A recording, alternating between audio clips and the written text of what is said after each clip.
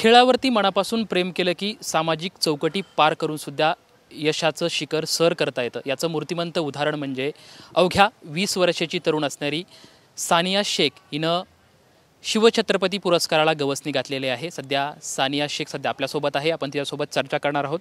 खरं तर सर्वप्रथम तुझं मनापासून अभिनंदन, मोठं यश आहे, काय मनात भावनात? मला खूप चांगलं वाटतंय मला हा अवॉर्ड मिळाल्याबद्दल आणि खरं तर मी शब्दात हे सांगू शकत नाही मी म्हणजे मला केवढा आनंद होतो।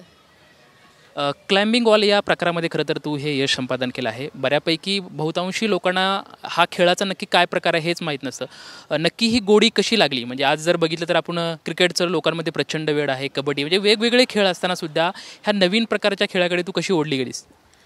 माझं घर खरं तर इथे गेटच्या बाहेरच आहे। तर एका म्हणजे उन्हाळ्याच्या सुट्टीत मी आले होते 2015ला।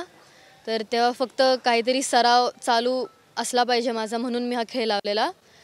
मग ते सुट्टीत फक्त मी हा खेळ लावलेला, पण नंतर मी हा खेळ सोडलाच नाही, मला इच्छाच नाही खेळ सोडावंसं, मग अजून चालू आहे। नक्की हा प्रवास सुरू कसा होता? म्हणजे सुरू झाल्यापासून ते परत यशापर्यंतचा हा सर्व एकंदरीत प्रवास कसा होता? पहिले तर मला मेडल्स नव्हते, 2 वर्ष मला काहीच अचिव्हमेंट नव्हती माझी, ना झोनलला ना कुठल्याच कॉम्पिटिशनला इकडच्या।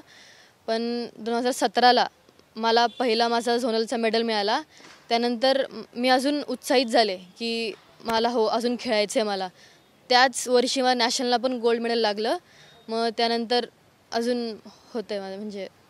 खरं तर हा नवीन खेळाचा प्रकार आहे, म्हणजे याच्यामध्ये या सर्व गोष्टी शिकत असताना म्हणजे तुम्ही घरचे कुटुंब असतील किंवा जे प्रशिक्षण देणारे प्रशिक्षक आहेत तुझे, सर्व यांचं सहकार्य कसं मिळत? कारण विशेष करून म्हणजे आता तुझ्या कुटुंबाकडे जर बघायला गेलं तर तुमचा एक त्यांचा जो सकारात्मक प्रतिसाद कसा मिळत गेला?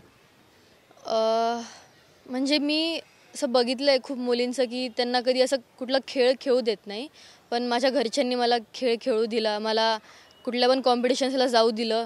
तर हा खूप मोठा सपोर्ट केला त्यांनी मला, कधी कुठली गोष्ट करायला अडवलं नाही त्यांनी मला। आणि प्रशिक्षण पण माझे प्रशिक्षक अमोल जोगदंड, मानतू मंत्री, इरफान शेख त्यांनी पण मला खूप साथ दिली आधीपासनं, ते मला ट्रेनिंग देतात आणि त्यांच्यामुळे मी आज इथपर्यंत आले आहे। खरं तर आपण बघितलं की क्लाइम्बिंग वॉल म्हणजे खूप मोठं आव्हान असतं।